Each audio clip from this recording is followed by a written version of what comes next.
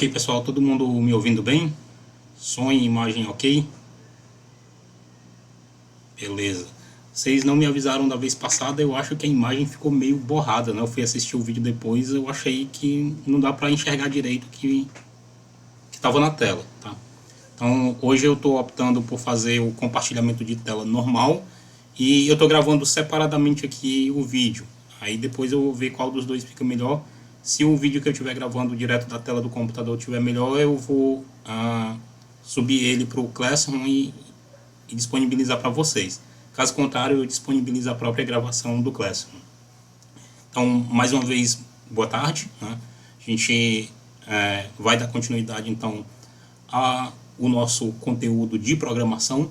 Hoje eu vou falar um pouco sobre o Scratch, tá? Quem já usou o Scratch aí alguma vez? Só para eu saber.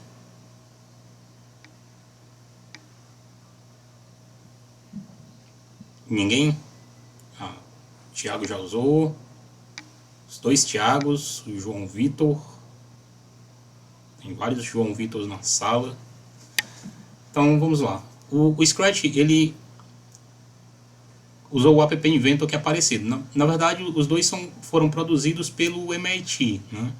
O Scratch ele foi desenvolvido para ensinar a introdução à programação para pessoas de todas as idades, né? Tem um vídeo do alguma coisa Mitchell, se eu não me engano, que a ideia deles é ensinar pessoas a programarem, não importa a idade, tá? De qualquer criança que saiba um mínimo de leitura, tem até umas partes que você consegue fazer sem nem saber ler, né? Só olhando alguns desenhos.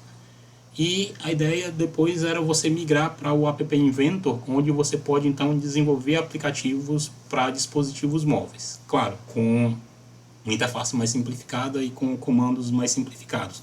Mas assim, você partir do nada e chegar ao desenvolvimento de aplicativos simplesmente utilizando ferramentas visuais já é bastante coisa.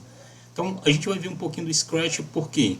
Porque todas as estruturas de programação necessárias para a gente aprender o mínimo, elas estão disponíveis no Scratch, tá? Então o site do Scratch eu já tinha colocado aqui na aula passada, vou colocar de novo.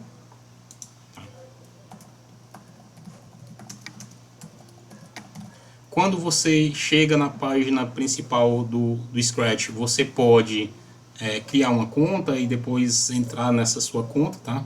Utilizando aqui o botão de entrar para criar a conta, se eu não me engano é esse aderir ao Scratch. Mas a gente, assim, nesse caso aqui eu não vou criar uma conta, eu vou simplesmente iniciar aqui o uso do Scratch, tá? Clicando nesse botão criar ou aqui em cima no link criar, tá perto do nome Scratch. Deixa eu até botar aqui o marcador de cursor para poder ficar mais fácil visualizar. Vamos ver. Aí. Então tem aqui o nome Scratch na parte de cima, ou aqui comece a criar. Os dois vão levar a gente diretamente para a tela principal, onde a gente pode começar então a criar coisas com o Scratch. Só a minha internet me ajudar, e aí a gente vai ter acesso então a essa ferramenta.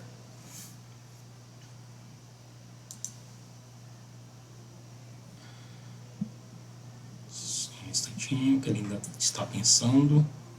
Aí. Bom, você pode mudar o idioma, né, aqui nessa bolinha de globo, escolher o idioma que você quiser. Eu vou colocar aqui o português brasileiro. Acaba que eu acabo me perdendo às vezes onde que estão os itens, mas enfim. Você pode seguir um tutorial, ver como é que as coisas funcionam, mas a gente não vai seguir, a gente vai direto para aprender a mexer, tá? Como eu falei na aula passada, o Scratch tem diversas partes. Uma delas é essa parte aqui mais à esquerda, onde eu consigo localizar os comandos que eu quero informar ao Scratch. Nessa parte do meio é onde, digamos assim, a gente programa, né? Ou seja, eu vou colocando as instruções ali dentro daquele bloco e à medida que eu vou colocando novas instruções, o Scratch depois vai seguir essas instruções. Aqui no canto superior direito nós temos o palco, onde a gente visualiza se o Scratch está fazendo o que a gente gostaria que ele fizesse. E por fim, aqui no canto inferior direito, nós temos a possibilidade de adicionar outros elementos, né, outros personagens que podem inclusive interagir entre si. Inclusive tem vários projetinhos legais feitos por pessoas de várias idades diferentes, tá? Por exemplo, gente pegando partes da história do Brasil ou de outros países, colocando os personagens, construindo os personagens e fazendo a interação entre eles. Bom, comandos básicos. Nós temos alguns comandos de eventos e comandos de controle. Por exemplo, nós temos esse comando bem aqui do lado de evento para quando eu clicar na bandeirinha. Bandeirinha é exatamente essa bandeirinha que está aqui em cima do palco e é basicamente dizer o seguinte: inicie o programa, faça que o código que eu criei no Scratch ele comece a funcionar, tá? E aí eu posso, por exemplo, criar diversos tipos de eventos, né? Como por exemplo, deixa eu pegar aqui, eventos de som, e eu posso mandar, por exemplo, tocar o som de miau. Deixa eu tocar mais simples. Então o que vai acontecer? Quando eu clicar na bandeirinha, talvez vocês tenham escutado o barulho aí do Scratch, né? Vou clicar mais uma vez, e aí ele faz esse barulho aí de miau, por exemplo, tá? Bom, mas a gente consegue fazer coisas mais sofisticadas, como por exemplo, eu tenho comandos de movimento. Então, quando eu clicar no comando de movimento, arrastar e soltar para cá, vejam que ele é no formato de pecinhas encaixáveis, né? Então você pode arrastar as peças que estão lá do lado esquerdo e... Que bacana, dá para escutar direitinho, né? Achei que não desce porque o microfone capta o som mais direcional. Mas enfim, quando você arrasta os comandos, você pode fazer movimentos. Por exemplo, a partir de agora, toda vez que eu clicar na bandeirinha, o Scratch ele vai se mover 10 passos. Então se eu clicar na bandeirinha, o Scratch fez um movimentozinho ali de 10 passos. Talvez ligeiramente imperceptível. Se eu clicar novamente, você vai ver que o Scratch ele anda mais um pouquinho, tá? E cada vez que eu clico, ele desliza mais um pouquinho para o lado direito.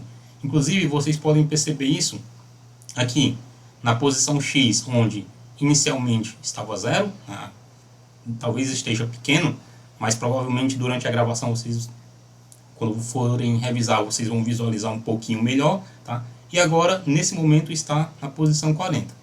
Vou voltar para o 0 de novo, tá? Para vocês perceberem que o Scratch ele voltou um pouquinho ali para o canto, tá?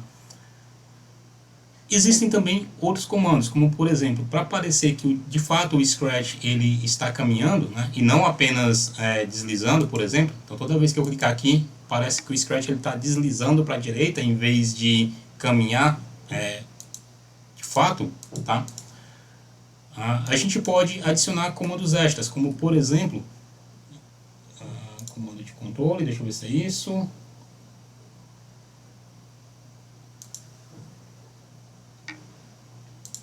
Comando de aparência. No comando de aparência eu tenho aqui a opção próxima fantasia, tá? O que ele chama de fantasia é porque simplesmente ele chama cada um desses bonecos dos itens que estão dentro do nosso cenário, eles chamam de personagem, tá? E se a gente clicar aqui ou sprite, se a gente clicar aqui no sprite do Scratch, deixa eu ver aqui, tem algum local aqui que eu nunca me lembro onde é, mas enfim, tá aqui na parte superior direita. Se você for em fantasias, você vai ver que nas fantasias existem duas versões diferentes do gatinho, do Scratch. Tem esse e tem esse outro aqui com uma pequena mudança na posição dele, tá? Então, quando eu digo que eu quero a próxima fantasia, então cada vez que eu clicar, você vai perceber que o Scratch ele muda a posição dele ali na tela, tá? Então, quando eu juntar as duas peças, o que vai acontecer? Tá? Agora, na sequência, o Scratch ele vai dar 10 passos e em seguida ele vai mudar de fantasia. Então, perceba que Ele andou 10 passos, mudou de fantasia, ele andou 10 passos, mudou de fantasia. E você pode clicar na bandeirinha várias vezes, né, observando o movimento que o Scratch ele vai fazendo cada vez que você clica na bandeira. Perguntas?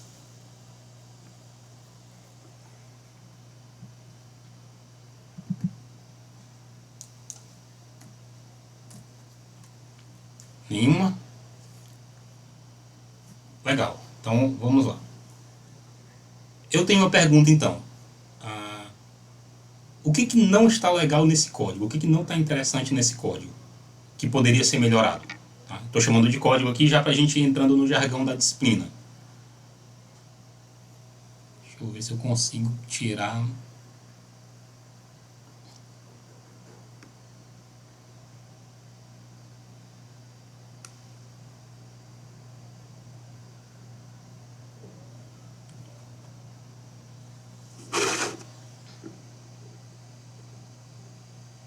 Alguém pode me ajudar aí?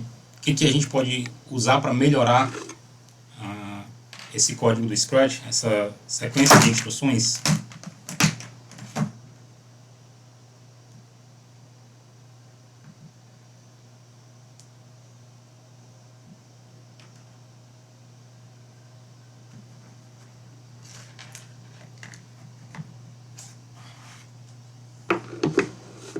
Bom, eu vou dizer aqui então como que poderia ficar um pouquinho melhor.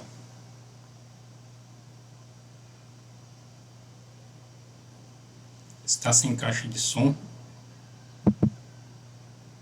Que coisa, deixa eu mudar aqui então. Configurações, áudio.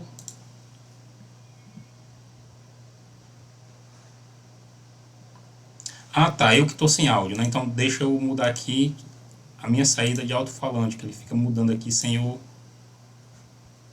Podem falar agora, tá? Desculpem. Eu tinha falado, professor, talvez criar um laço de repetição para que a gente não precise ficar apertando para ele fazer os movimentos. Perfeito. Então assim, a gente já tem duas coisas aqui para a gente observar, tá? Primeiro, eu tenho duas instruções aqui que elas estão em sequência.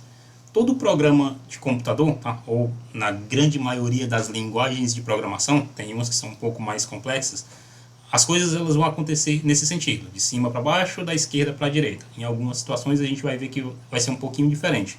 E aí, como o Thiago sugeriu, né, a gente pode facilitar as coisas. Eu poderia simplesmente vir aqui e duplicar esse código e colar ele aqui embaixo, tá? Fazendo com que toda vez que eu clicasse, o Scratch parecesse executar esse movimento. Mas uma coisa importante é a gente saber que toda vez que você está copiando e colando coisas dentro de um código de linguagem de programação, provavelmente você está fazendo alguma coisa errada. Tá? Então, para evitar esse problema, dentro da parte de controles, tá? Dentro da parte de controles, nós temos um evento chamado repetir, onde eu posso repetir um evento quantas vezes eu quiser, por exemplo, 10 vezes. E aí, como é que esse evento vai funcionar? Eu trago esses dois movimentos para dentro do movimento de repetição, para dentro do bloco de repetição. Tá? Então percebam que os elementos eles são encaixáveis, né? E agora, o que esse bloco amarelo aqui, ele me diz, esse bloco laranja? Ele me diz que por 10 vezes seguidas, o que vai acontecer? O Scratch ele vai mover 10 passos e vai trocar de fantasia. Vai mover 10 passos e vai trocar de fantasia. Então eu posso encaixar isso aqui, botar o Scratch na posição 0, para a gente começar, tá? E clicar na bandeirinha. Perceberam que ele fez um movimento? Tá? Vamos novamente. Bom, talvez não seja interessante a gente ter esse Scratch andando tão rápido assim, tá? O que a gente pode fazer? Novamente na parte de movimento, não... Vou botar aqui.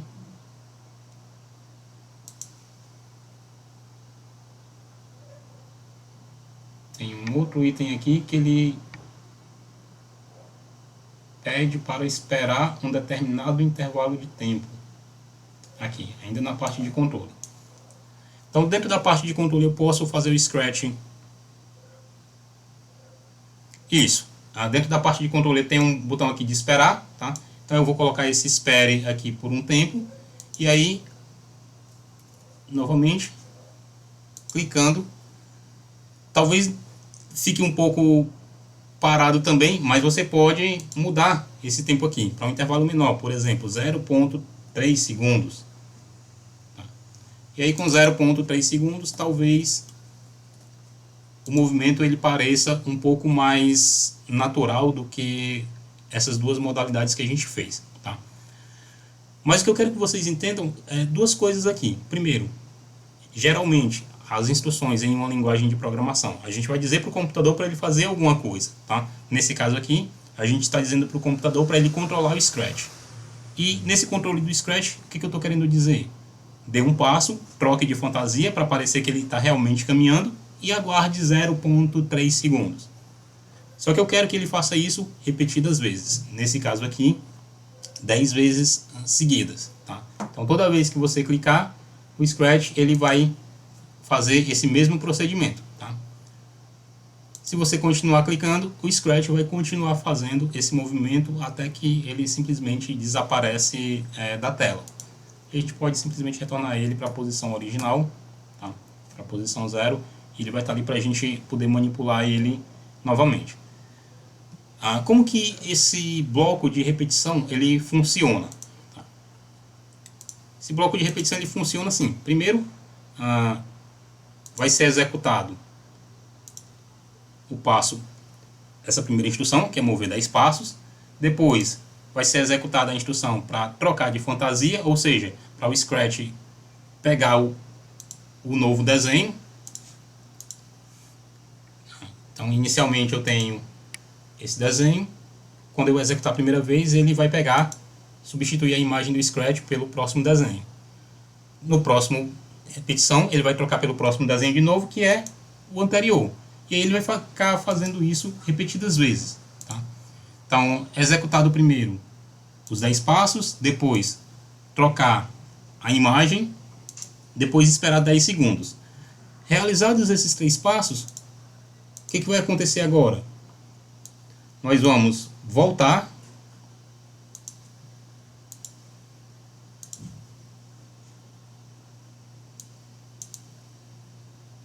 lá para o início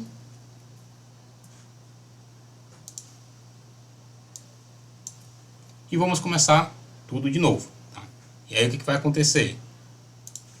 O Scratch ele vai dar 10 passos, vai trocar de fantasia e vai esperar 0,3 segundos. Chegou no final, a gente volta mais uma vez para o começo, como inclusive está indicado aqui por essa setinha aqui no canto, né, dizendo que toda vez que chegar no finalzinho, a gente retorna novamente para o começo. Mas tem um item importante aqui, tá? Que aí vai ajudar a gente a falar de outros assuntos, que é exatamente esse número de repetição combinado com esse item que a gente tem aqui embaixo. Essa setinha que permite a gente voltar, tá? O que a gente tem nesses elementos? A gente tem um negócio chamado de variáveis, tá?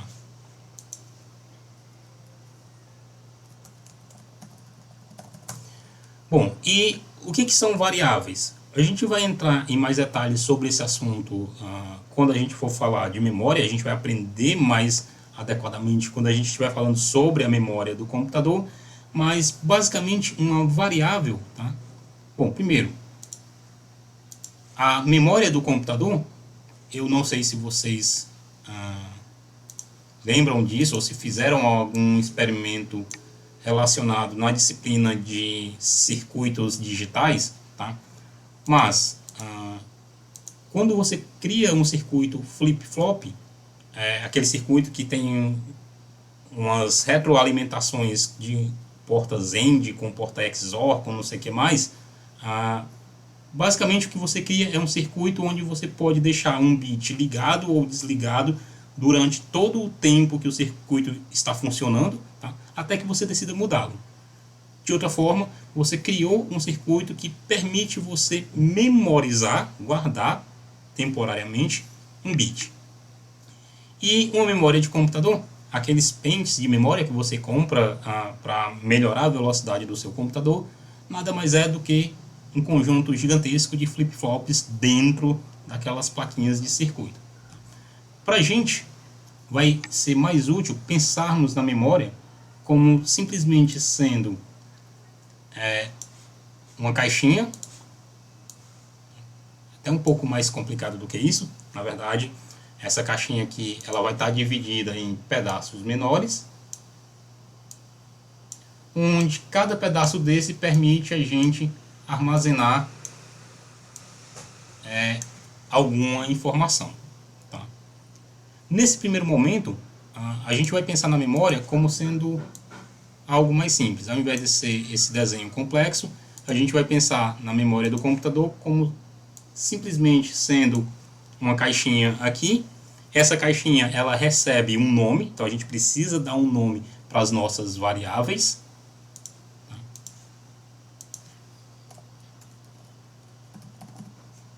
Estou chamando aqui, botando aqui o nome do lado, o nome dessa minha caixinha de contador, tá? E dentro dessa caixinha a gente pode ter um valor. Por exemplo, o valor 0. Geralmente, quando se trata de ciência da computação, a gente vai começar a contagem a partir do 0. E aí a gente pode então ter instruções para dizer para esse contador ele mudar de valor à medida que a gente precisa. Então eu posso simplesmente dizer para o computador, vá lá na caixinha que foi dado o nome de contador, tá? E pegue o valor que está lá e altere por um valor qualquer, dependendo do que a gente precisa, do que a gente esteja precisando no momento. Implicitamente, quando a gente cria esse laço aqui, com uma repetição de 10 vezes, o Scratch ele tem uma variável. Então a gente vai mexer um pouquinho com variável, tá? E depois a gente volta para essa parte de repetição, para a gente ver ela funcionando em mais detalhes. Então, aparência... Eu deveria ter começado por esse código, tá? Mas acabei já avançando um pouco mais, que normalmente é o código que todo mundo começa, né? Você pode ter também um bloquinho chamado Diga, tá? Ou se for uma linguagem como Portugal, provavelmente o código que vocês usavam se chamava Escreva, onde o seu computador iria exibir alguma coisa na tela. O bloco Diga ele faz a mesma coisa, ele faz o Scratch dizer alguma coisa, tá? E exibir essa informação na tela. Okay? Se a gente quiser deixar o Scratch mais dinâmico, a gente pode fazer então o uso de variáveis. Tá? Essas variáveis elas podem ser variáveis que já existem internamente dentro do Scratch. Só um instantinho.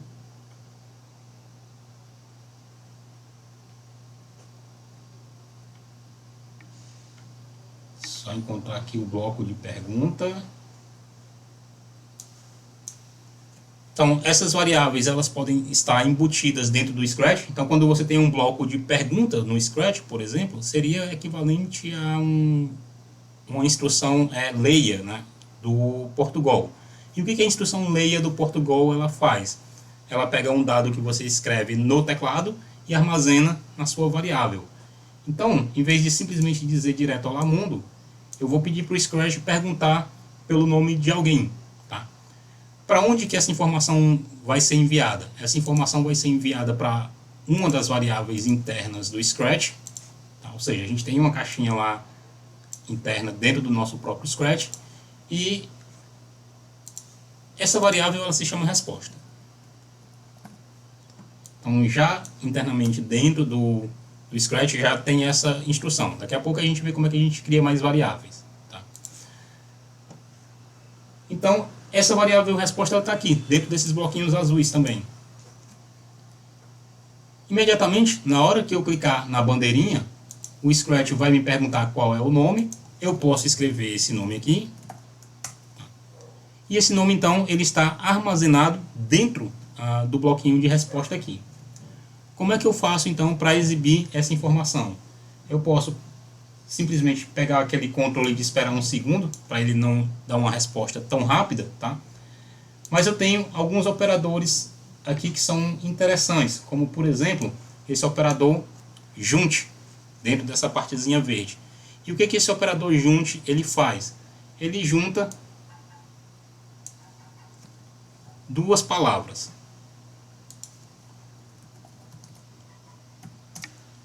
Então eu posso juntar a palavra olá com a palavrinha aqui em azul, tá? E eu tenho então que depois que for feita a pergunta, fazer o Scratch dizer olá e o meu nome, por exemplo, tá? Percebam que eu não posso simplesmente jogar essa combinação que eu tenho aqui, porque não encaixa, tá? Mas eu posso jogar essa combinação dentro do bloco diga, e o bloco diga eu posso encaixar ele dentro da sequência lá de instruções que a gente já tem. Então, iniciando mais uma vez, o Scratch vai perguntar pelo meu nome, eu vou informar, ele vai dar um tempinho e vai mostrar a informação, né? Olá, Inácio. Dúvidas?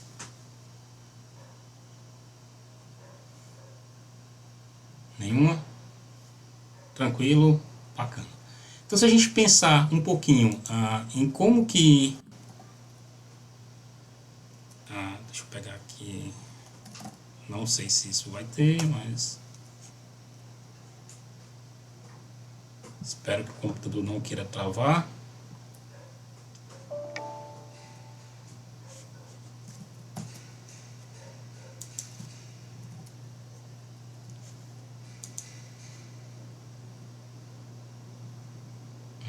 Não vai ter aqui, mas beleza.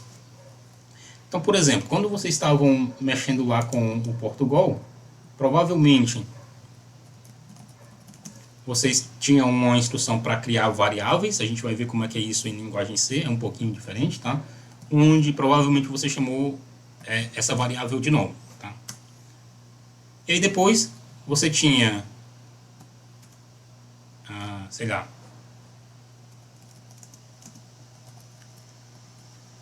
uma instrução como essa aqui, chamada de leia, né? Ou seja, você vai ler alguma coisa do teclado e pegar o resultado, armazenar na variável nome. Eu estou supondo que o Portugal é desse jeito, eu não uso ele, tá? Então não sei. Perguntar então qual o nome da pessoa.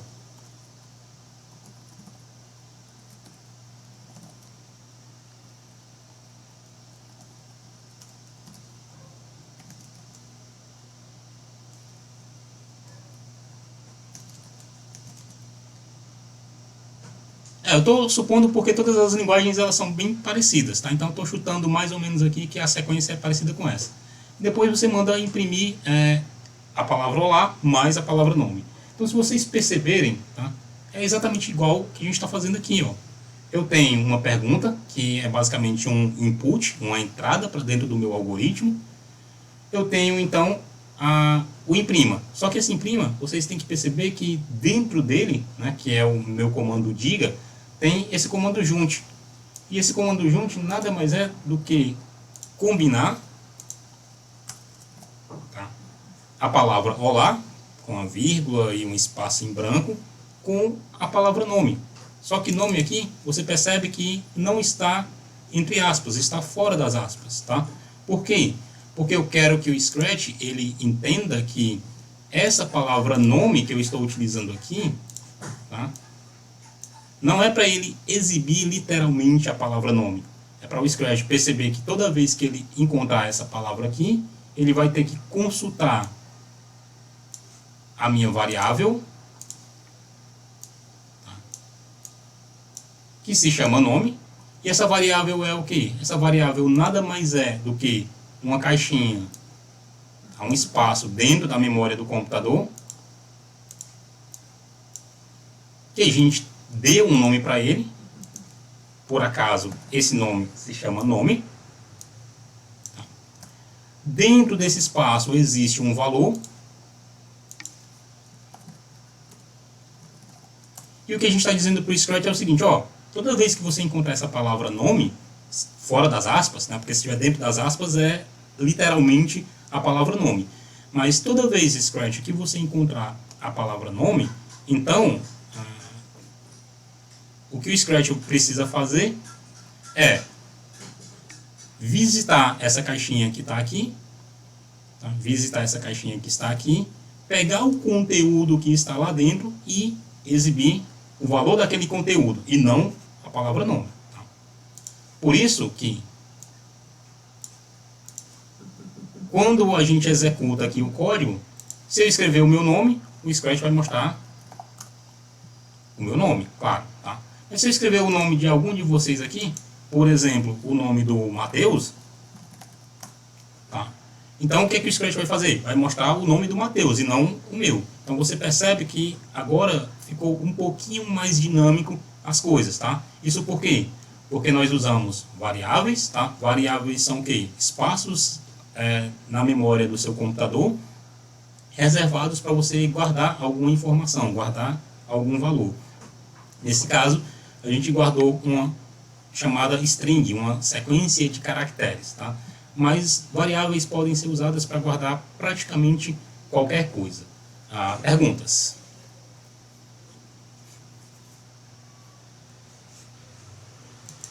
Vou monitorar aqui como é que está meu computador. Tá bem ruinzinho aqui. Ok, nenhuma pergunta, então vamos avançar. Então a gente já tinha visto um pouco sobre repetição, né? Utilizando a barra de controles. Tá? Só que dentro da barra de controles nós temos também outras coisas úteis, como por exemplo essa instrução se. Tá? E aí eu vou voltar novamente aqui.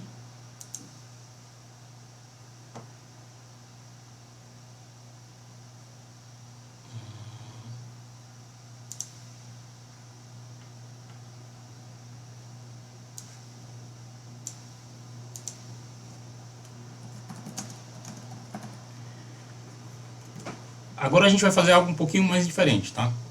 Ao invés de perguntar o nome da pessoa, eu vou perguntar qual é a nota, tá? A gente vai continuar usando barras de controle, né? Só que nesse caso aqui, um controle chamado se. E eu vou utilizar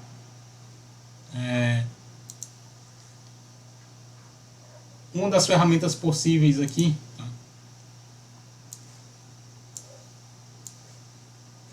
Que é esse maior. Tá? Perceba que eu tenho novamente esse cilindrozinho aqui, esses ovais, né? Esses ovais eles me permitem, por exemplo, utilizar as variáveis existentes, por exemplo, a variável de resposta, e perguntar, por exemplo, se a variável ela é maior do que 6,9. Para a gente trabalhar com números de uma casa decimal apenas, tá? E eu posso então encaixar esse bloquinho verde ali dentro do se. Tá? Eu posso então encaixar esse bloquinho verde dentro do se. Esse bloquinho verde aqui, que eu vou duplicar ele e deixar aqui do lado para dar destaque para ele, tá? É o que a gente chama de uma situação condicional. E basicamente o que é esse condicional? Se você olhar para esse bloquinho verde comparando a variável resposta com esse valor 6,9, tá? Perguntando se é maior, só tem duas possibilidades. Ou o valor que está dentro da variável resposta é maior do que 6,9 ou não é. Tá? Se o valor da variável resposta for maior do que 6,9, então dentro desse bloquinho verde aqui, ele vai ser interpretado como sendo verdadeiro. Tá? Se o valor da resposta não for maior do que 6,9, então esse bloquinho aqui dentro ele vai ser interpretado como falso. E só tem essas duas possibilidades, não tem outro. Tá? Quando você tem qualquer elemento que consiste apenas dessas duas possibilidades, ou ele é verdadeiro ou ele é falso e nunca nenhuma outra coisa, então a gente diz que a gente tem uma expressão booleana. Tá? Uma expressão booleana é uma expressão que pode ser a cada instante ou verdadeiro ou falso e nada mais. Tá? Uma vez que a gente tenha isso, a gente pode então voltar para os nossos bloquinhos lá de aparência que permitem a gente dizer alguma coisa. Tá? Nesse caso, eu posso, por exemplo, dizer que a pessoa foi aprovada. Tá? Então, quando eu clicar agora no Scratch, mudou a informação, né? Agora ele vai me perguntar qual é a nota e não mais qual o nome da pessoa. Eu posso colocar uma nota 7 e resultado aprovado. Tá? Por que isso aconteceu? De novo, a gente vai na sequência, sempre. Né? Então, primeiro, executa essa instrução. Uma vez que executou essa instrução, que eu digitei a nota ela é armazenada dentro da variável resposta. Tá? Em seguida, a gente vem para essa instrução aqui. O que essa instrução faz? Verifica se resposta é maior do que 6,9. Se for, então executa essa instrução aqui, que diz simplesmente aprovado. Tá? Se a gente mudar o valor, por exemplo, e guardar na variável o valor 6, o que vai acontecer? Bom, não acontece nada. Por quê? Porque simplesmente o Scratch veio nessa instrução, verificou. Resposta é maior do que 6,9? Não. Então, eu não preciso executar essa instrução bem aqui. Eu vou simplesmente ignorar ela. Tá? E aí, o que eu vou fazer? Eu vou para a próxima instrução. O que eu tenho na próxima instrução? Nada. Então, tanto no Scratch como na maioria das outras linguagens de programação que vocês forem utilizar, a ideia vai ser a mesma. Executa uma instrução, depois a outra e assim por diante. Se não tiver mais nada para fazer, simplesmente o seu código acabou. O seu programa ele finalizou. Tá? Numa situação real, vocês já devem ter passado por isso, ou já viram algum colega de vocês tendo passado por isso. Nós temos mais do que uma situação de estar simplesmente aprovado. Então a gente pode usar um controle um pouquinho mais complexo, né, que é esse aqui. Se não. Tá? Então basicamente a mesma coisa. Se a resposta for maior do que 6,9, diga aprovado. Se não, a gente pode, por enquanto, dizer que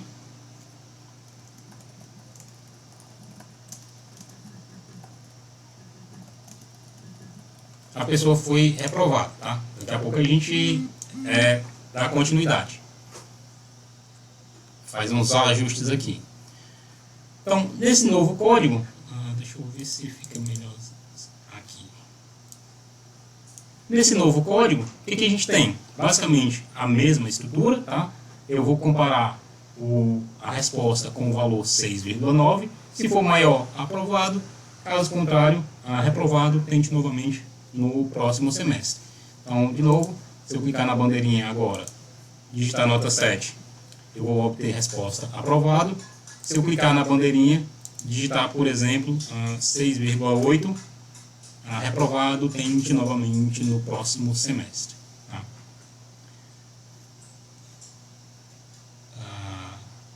Obviamente, eu posso melhorar isso. Tá? Por quê? Porque a gente já sabe que, no caso de não ser aprovado, nós temos ainda duas possibilidades para o estudante. Que é o quê? A nota é menor do que 3 e a pessoa foi reprovada. Então, esse bloco aqui de reprovado só acontece quando você tira uma nota menor do que 3, ou a nota é maior ou igual a 3 e você vai para a avaliação final.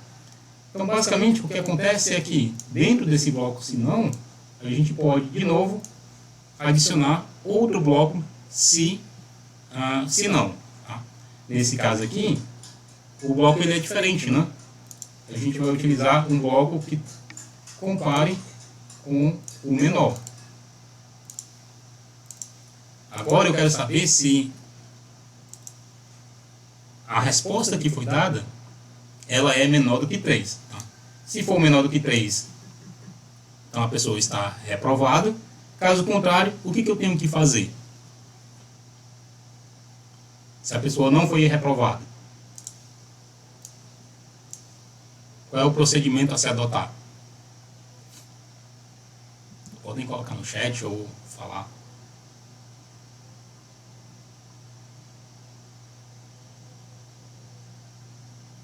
Tem que ir para a avaliação final. E para ir para a avaliação final, eu preciso... Opa, não preciso disso tudo. Eu só preciso saber qual é a nota da avaliação final, para poder utilizar essa nota e saber se a pessoa foi aprovada ou não. Tá? E depois de fazer a avaliação final, como é que eu sei se a pessoa foi aprovada ou não?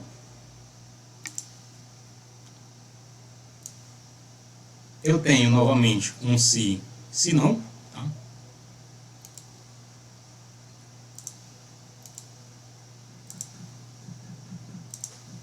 Agora eu tenho que ver se a nota ela foi maior do que 4,9. Na verdade, essa nota a gente deveria comparar com maior ou igual. Né? Mas a gente não tem... Teria que usar um mecanismo um pouco mais sofisticado aqui para a coisa poder funcionar corretamente. Como eu não quero entrar nesse detalhe ainda, então eu vou comparar a nota com 4,9. Tá? Se foi 4,9, então a pessoa está aprovada. Caso contrário, aí sim, nesse momento, podemos dizer que a pessoa ela está reprovada. Tá? Então percebam a sequência que a gente está criando aqui. Qual é a nota? Fez a nota lá. Aprovado, reprovado ou a avaliação final. Se foi para a avaliação final, então qual é a nota da avaliação final? Compara. Na verdade tem até uma coisa um pouquinho mais complicada aqui que a gente precisa fazer, tá? Tem um erro aqui. E aí compara essa nova nota com 4,9 e se foi aprovado, né? Se foi maior do que 4,9 é aprovado, se não foi, é aprovado. Daqui a pouco a gente vê como que muda, como que ajusta essa informação aqui, que ela não está correta. Então vamos lá. Qual é a nota? 6. Tá? Qual é a nota da F? Vamos dizer que seja um 6 de novo. E aí a pessoa foi aprovada. Perguntas?